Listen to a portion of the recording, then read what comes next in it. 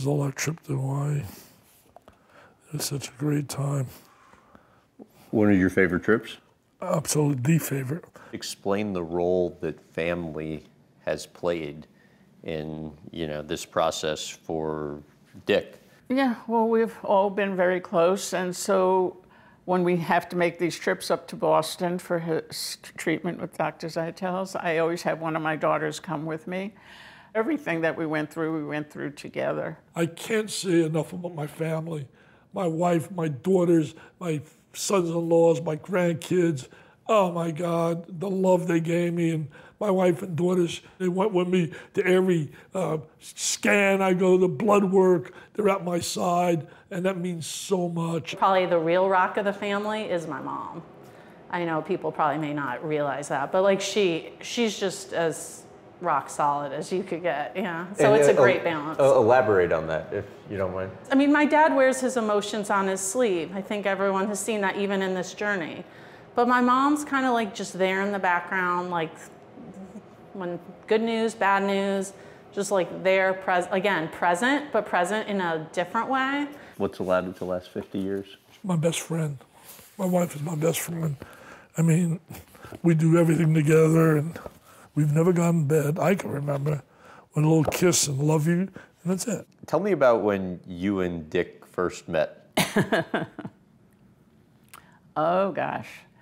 Well, it was in New Jersey, and it was the Blue Swan Inn that doesn't exist anymore. And he came to ask me to dance, and I was with my girlfriends, and he stayed around and was talking about sports, and when he was a coach at the time, a high school basketball coach. And none of us were involved in sports or cared too much. Yeah. I said, no, thank you. I don't feel like dancing right now. And he came back 3 or 4 times, and it was the same thing. And then the last time he said, I'm going to get you to dance whether you like it or not. And I made a bet with my friends that I'll get you to dance. And he said, they all put bets up on the table that I can't, and I told him I would. So I felt sorry for that. I said, okay, that's no problem, let's dance. So we did. That was the start of it, and we've been married over 50 years. Oh, love at first sight? It was, I guess. It was? Not Okay. at first sight, I can't say that, no, because we were complete opposites, and we still are in a lot of ways. Sports was never part of my life. I've never played a sport. I never went to a sporting event. So it was like, and that was his whole life. Right. Slowly I got acclimated to it and did learn to love it. I think it's good to have the balance of people that like different things. And as long as your base core is the same, of your values, of who you are. Your likes, your personalities can be totally different. And I think it's a good thing. I think it's a good balance. And you might have just partly answered this, but why do you think it's lasted for 50 years? Because of the balance. If I was a type A personality and similar to the way he is, it wouldn't work. It wouldn't work. It would be clashing. How do you think your mom and dad balance each other out?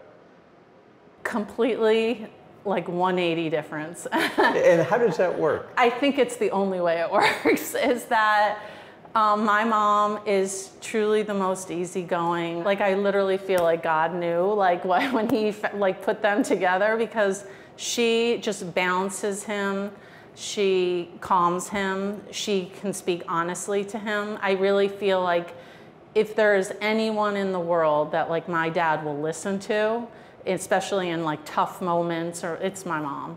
I mean, I can remember just even things like even growing up, like when my dad was fired from the Pistons, and like there was like all, you know, it wasn't social media, but like there was a lot of stuff, like it was in the newspapers and so, like, I don't know, my mom just kind of keeps everything like very, like it wasn't traumatic in our household or anything. It wasn't, and even as, and I would say like on the flip side of that, as my dad's like became a pretty popular celebrity, like in my high school, college years, like my mom's as like real of a person as you're gonna get. Like completely unfazed by the highs and the lows of any of it. What's he been like as a dad? people ask me that all the time, like, what was it like growing up with him? I mean, is he like that? Yeah, he is. And maybe not all the sayings and what people see in terms of basketball, but in terms of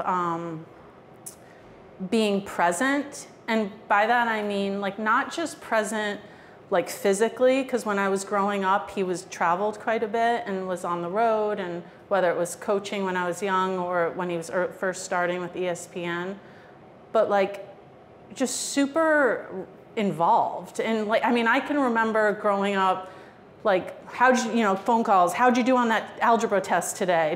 Did you, my sister and I played tennis, so what'd you work on with your coach today? Like, just super engaged. And as a parent myself now, I reflect on that a lot, just because, we're all busy in our lives and it's so easy to get distracted. I mean, I can remember in college, he would call me and say, like, who do you play tomorrow? And I'd say, like, Susie Jones or something.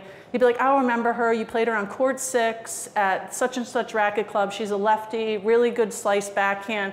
And I'm like, I played the match and I don't remember that. But he's super, when he's there, he's all in. And he's still like that with my kids, so his grandkids. He's very present in their lives. And so I think at the end of the day, we all feel it, and that's the way he shows his love.